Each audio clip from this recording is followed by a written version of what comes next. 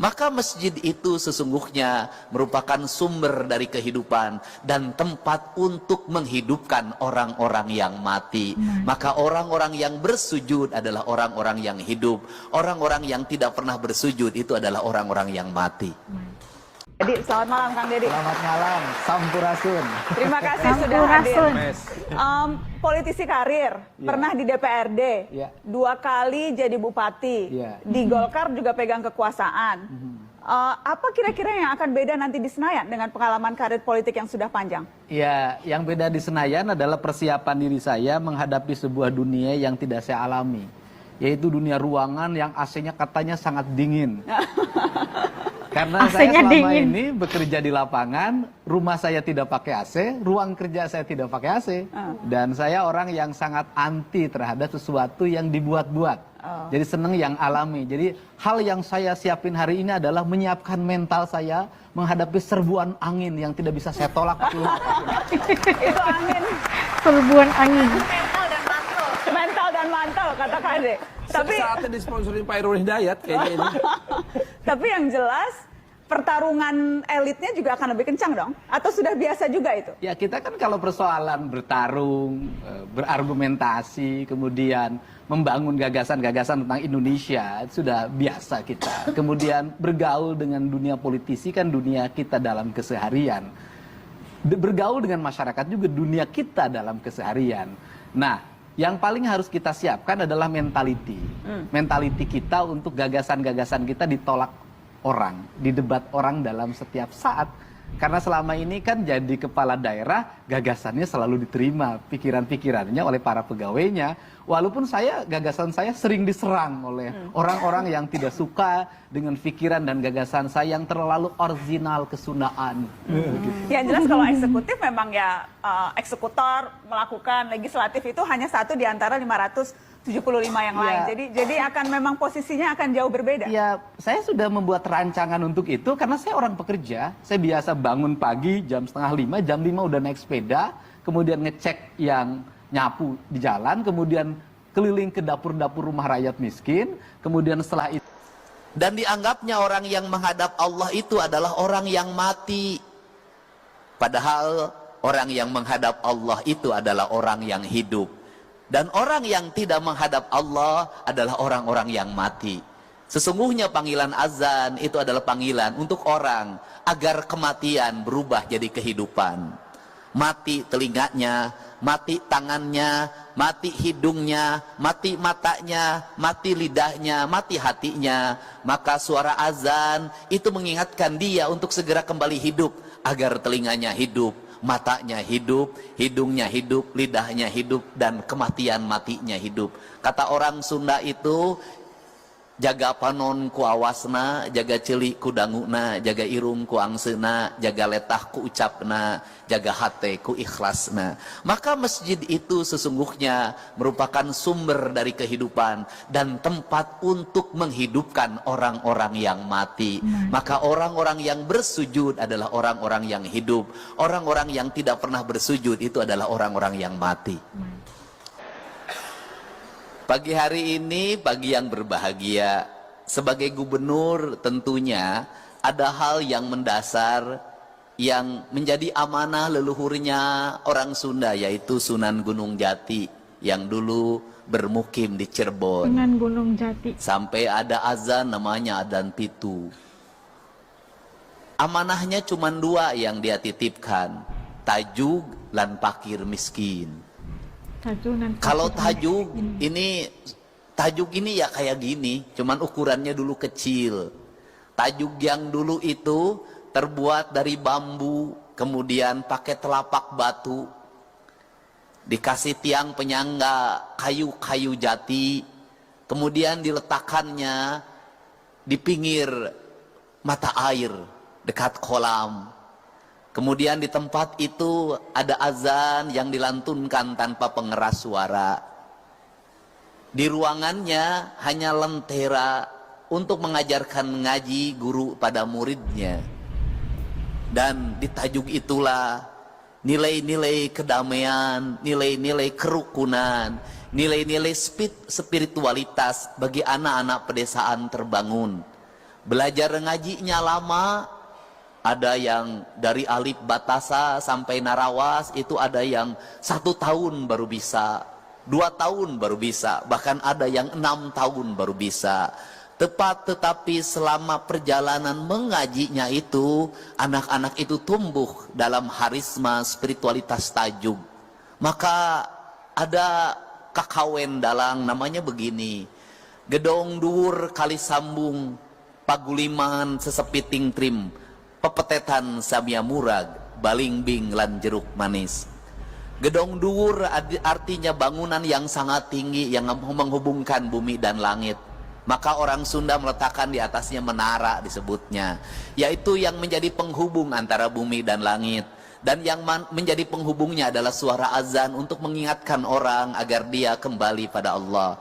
Cuman sayang, bagi masyarakat Jawa Barat kalau suruh kembali pada Allah, rata-rata bilangnya innalillahi wa inna ilaihi rajiun. Ya Allah, aku jangan dulu menghadap hari ini. Dan dianggapnya orang yang menghadap Allah itu adalah orang yang mati. Padahal orang yang menghadap Allah itu adalah orang yang hidup. Dan orang yang tidak menghadap Allah adalah orang-orang yang mati. Sesungguhnya panggilan azan itu adalah panggilan untuk orang agar kematian berubah jadi kehidupan.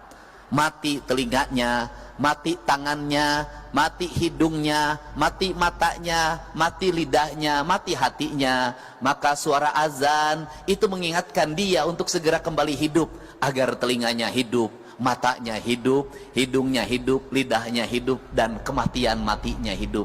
Kata orang Sunda itu, jaga panon ku awasna, jaga celik ku danguna, jaga irung ku angsena, jaga letah ku ucapna, jaga hate ku ikhlasna. Maka masjid itu sesungguhnya merupakan sumber dari kehidupan dan tempat untuk menghidupkan orang-orang yang mati.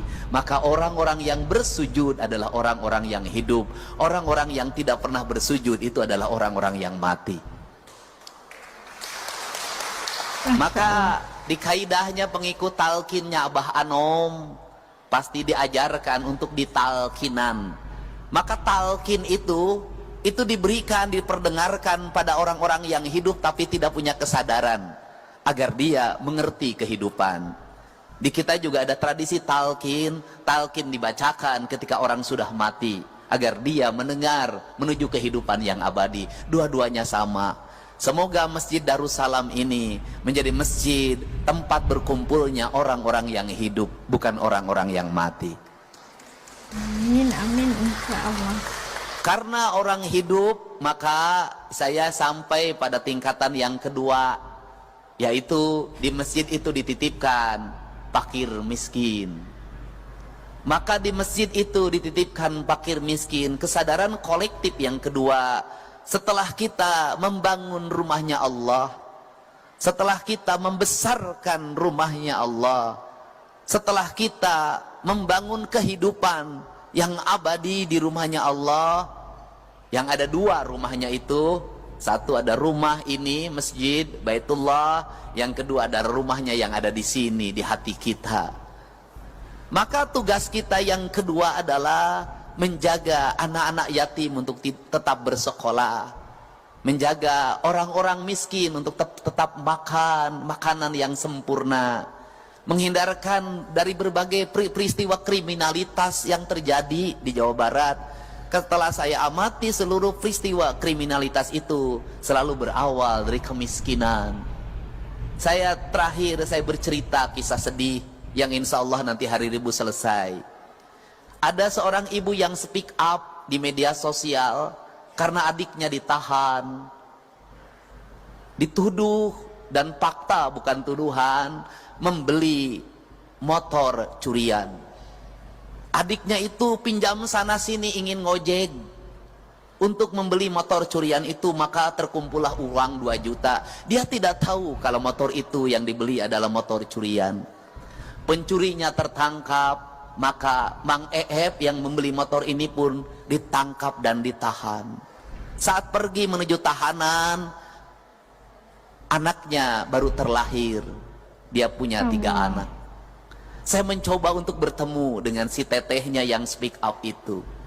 Kemudian saya meyakini memang dia orang miskin yang membeli motor dan tidak tahu curian itu untuk menghidupi anaknya dan istrinya.